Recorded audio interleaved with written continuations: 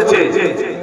প্রতি বছর মতো এবছরও শুরু হয়ে গেল আমাদের শিবপুর ও ধরমপুর মাদ্রাসায় জালসা। হ্যালো বন্ধুরা, আসসালামু আলাইকুম। কেমন আছো সবাই? আশা করি তোমরা সবাই ভালোই আছো, আমিও ভালো আছি আলহামদুলিল্লাহ। এখন বাজে সন্ধ্যে 6:30। এখানে সব বন্ধুরা জলসা ময়দানে এসে কিছুক্ষণ জলসা শোনার পর আতর ও টুপি কেনার জন্য আমরা এলাম একটু বাইরের দিকে। এখানে তো অনেক রকমই আতর দেখা ছিল, কিন্তু কোনটা নেবো সেটাই তো বুঝতে পারছিলাম না। শেষমেশ আমার এই দুটো পছন্দ হলো। বন্ধুরা, তোমরা যদি এটাকে ইউজ করে থাকো আমাকে একটু কমেন্টে জানিও। তার কিছুক্ষণ পরে আমাদের ইচ্ছে হলো ফুচকা খাবো, তাই বন্ধুদেরকে সঙ্গে করে নিয়ে চলে এলাম ময়নাদার কাছে। এত ঠান্ডার মধ্যে অল্প কটা ফুচকা খেয়ে এরপর আমার চোখে পড়লো গরম গরম পাপড় ভাজা এক কাকু। কিন্তু এসে দেখি পাপড়ের জায়গায় প্রচন্ড লাইন পড়েছে। কিছুক্ষণ লাইন দেওয়ার পর 7টি পাপড় নিয়ে সব বন্ধুরা মিলে খেতে শুরু করলাম। আর এদিকে দেখি রান্না বান্না কাজ চলছে এখনো পর্যন্ত। তবে এখানে এসে দেখি সব বন্ধুর সাথেই দেখা হচ্ছে প্রায়। জলসা শেষে দোয়া পরে খাওয়া দাওয়ার ব্যবস্থা আছে। প্রথম ব্যাচকে বসিয়ে খাওয়ানোর পর আমরা এখন ওয়েট করছি সেকেন্ড ব্যাচের জন্য। ফাইনালি আমরা এখন বসতে পারলাম। তবে খাবারে ছিল বিরিয়ানি। আমাদের খাবার খাওয়া শেষে এখন সবাইকে একটি করে ক্যাম্পা দিল। এত ঠান্ডার মধ্যেও ঠান্ডা ঠান্ডা ক্যাম্পা। খাওয়া শেষে গাড়ির কাছে এসে দেখি শিশিরে তো পুরো সিট ভর্তি। এখানেই বাড়ি ফিরে মিনি ব্লগ শেষ করলাম।